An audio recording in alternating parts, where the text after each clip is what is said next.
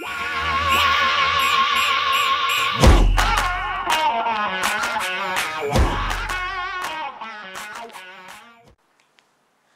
welcome to Volks Uber Works. The project I'm into today is getting some heat risers mounted onto an intake that's on my dad's 1915 that we put together for him.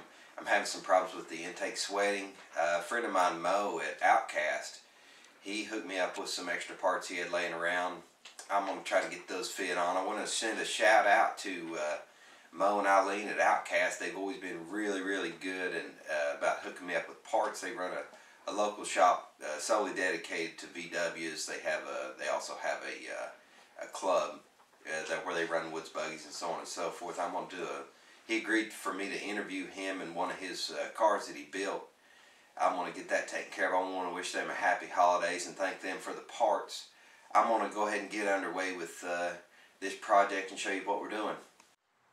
Okay, you can see the project I'm into here with when I'm running the van. It's so cold out right now. When I run this engine, I'm getting a lot of sweating all over the intakes, and I'm afraid that it's affecting my fuel mixture. On a previous video I was talking about jetting this carburetor. It's a Weber Progressive carburetor. I don't want to go any further with the jetting process until I get this intake to where it'll warm up just a little bit. You can see these tubes, what these tubes do. They run in here under the intake so that the warm air from the header comes up here, and this tube's going to have to fit into here. It's very short. This tube I did a little work filing up inside the intake to get this tube fitting, and it will slide back, and it's going to, I got to cut this little flange off here, but that's where this tube is going to mount. It goes right on top of the header. I'm sure if you fool with the top one, you're familiar with those. A lot of guys will take them off and throw them away. I don't really subscribe to that school of thought, but whatever you want to do with your own engine. I'll go ahead and show you here. This is a Type 1 engine. When this van was made, it had the Type 4 in it, so I had to kind of fabricate my own sheet metal work in here. I just brought some galvanized metal and bent it to where it would fit nice and tight. If you don't seal this engine compartment off, you're going to have a lot of dirt. Also, you're going to have problems with the engine cooling properly. You're going to have a lot of hot air from the exhaust. It's going to be coming up in here, and you're going to be trying to cool your engine with hot air. So you want to keep the hot air outside of here so you can bring just regular ambient air in to cool your engine with. So I made all this sheet metal up. I'll move this out of the way so you can kind of see what I did with that. I just had to have a way to seal this off because it wasn't a factory engine that went in here. So anyway, I'm gonna go ahead and see if I can get some progress going with this particular project, and I'll get some more video in just a little bit. Okay, we're back. My little girl Clarissa just hopped off the bus, and she's kind of hanging out here with me. I'm gonna get back to what I was showing you on these tubes. They're going to warm this manifold for me.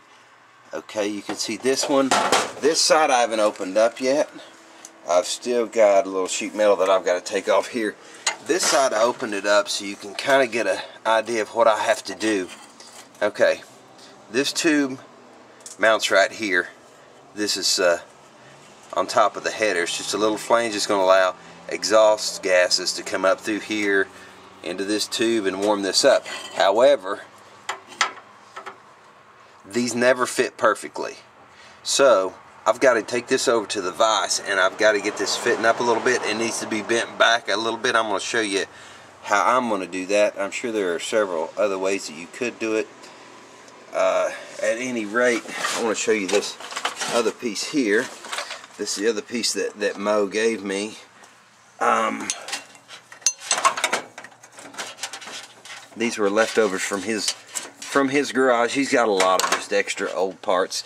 You can see that this is about, it looks, I haven't measured it yet, but it looks roughly about 1.5 inches short, plus what's got to go up into the intake, because you don't want, if this is short, you're going to have exhaust gases blowing around back here. That's not cool.